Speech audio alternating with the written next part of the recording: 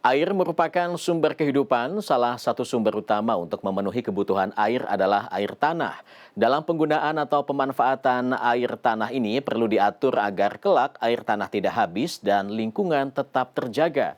Hal ini yang menjadi salah satu titik fokus dari Badan Geologi Kementerian SDM. Pulau Bangka, Provinsi Bangka Belitung merupakan salah satu lokasi tujuan wisata di Indonesia. Industri pariwisata seperti perhotelan cukup berkembang di provinsi ini. Tercatat terdapat 200-an hotel di Bangka Belitung berdasarkan data BPS tahun 2023. 80 hotel lebih diantaranya terdapat di Pulau Bangka. Untuk kebutuhan air, hotel-hotel tersebut kebanyakan memanfaatkan air tanah, seperti hotel yang berada di Jalan Soekarno-Hatta, Pangkalan Baru, Bangka ini. Di sini terdapat 3 sumur bor untuk memenuhi kebutuhan air hotel. Untuk debitnya sendiri, range-nya antara 40 sampai 60 meter kubik ya untuk perharinya ya. Secara meterannya kita. Untuk penggunaannya baik secara di kamar, untuk di kamar mandi sendiri, untuk di kitchen, untuk keseluruhan sih. Ya, yang menggunakan air kita menggunakan air tanah. Sebagai bentuk penyeimbang agar air hujan mudah masuk ke dalam tanah, di hotel ini terdapat juga sumur resapan. Sumur resapan ini memang diperlukan untuk mempercepat proses penyerapan air hujan ke dalam tanah, agar permukaan air tanah dapat terjaga. Terlebih karena potensi air tanah suatu wilayah amat bergantung pada volume air hujan. Meski penggunaan air tanah di Bangka cukup banyak, berdasarkan hasil penyelidikan oleh ahli Badan Geologi, pada tahun 2024 kondisinya masih relatif aman. Untuk wilayah Bangka Belitung masih dalam kondisi relatif aman gitu ya. Artinya kalau tadi melihat dari data sumur bor yang ada, rata-rata kedalaman muka air tanah ya, kisaran antara 1 meter sampai 15 meter gitu ya. Air tanah dapat berkurang drastis bahkan habis jika digunakan terus-menerus dan tanpa ada upaya untuk mengurangi penggunaan air tanah.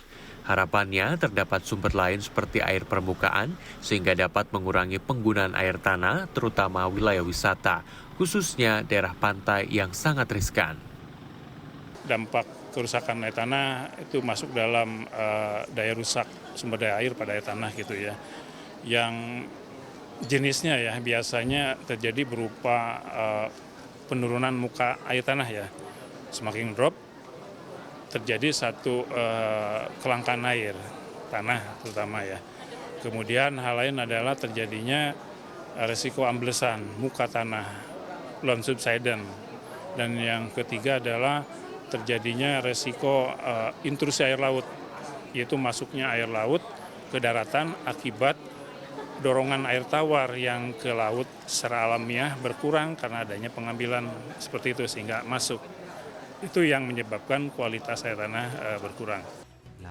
Karenanya dalam penggunaan air tanah, pemerintah mengeluarkan aturan melalui Permen ESDM nomor 14 tahun 2024 tentang penyelenggaraan izin pengusahaan air tanah dan persetujuan penggunaan air tanah. Adapun muatan yang terkandung dalam izin ini berkaitan dengan besaran debit yang diberikan kepada yang mengajukan. Hal ini akan didasarkan pada kondisi hidrogeologis wilayah di mana pengeboran air tanah akan dilakukan sehingga tetap aman.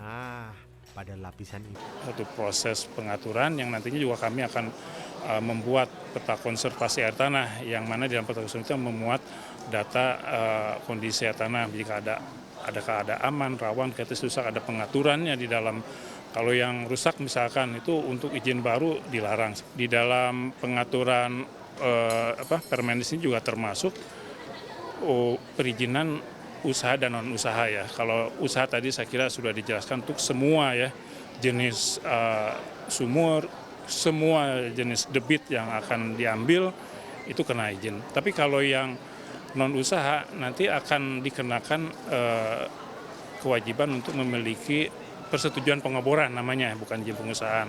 Dengan batasan tadi, jika mengambil sumur bor atau mengambil air dari sumur bor lebih dari 100 meter kubik per bulan ya, itu baru izin. Perizinan dalam pemanfaatan air tanah ini juga menjadi perhatian Ketua Komisi 12 DPR RI Bambang Patijaya. Ditemui di Pangkal Pinang beberapa waktu lalu dalam kegiatan sosialisasi perizinan air tanah oleh Badan Geologi, Bambang menyampaikan bahwa semua pihak harus bijak dalam menggunakan air tanah, karena kita semua bertanggung jawab terhadap kelestarian lingkungan. Air tanah ini saya melihatnya masih persoalan-persoalan pemanfaatan bisnis saja pada saat ini.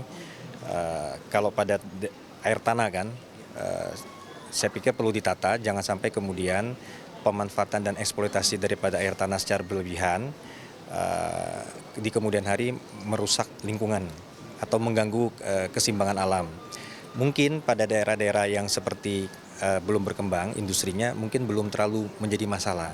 Tapi pada daerah-daerah tertentu yang sudah berkembang kawasan industri atau mungkin daerah-daerah yang seharusnya menjadi penyangga air tanah Pak ya, nah, itu menjadi masalah. Nah kita ingin dengan adanya peraturan ini semuanya diatur sehingga kemudian hari tidak menyebabkan persoalan-persoalan yang terkait dengan dampak lingkungan.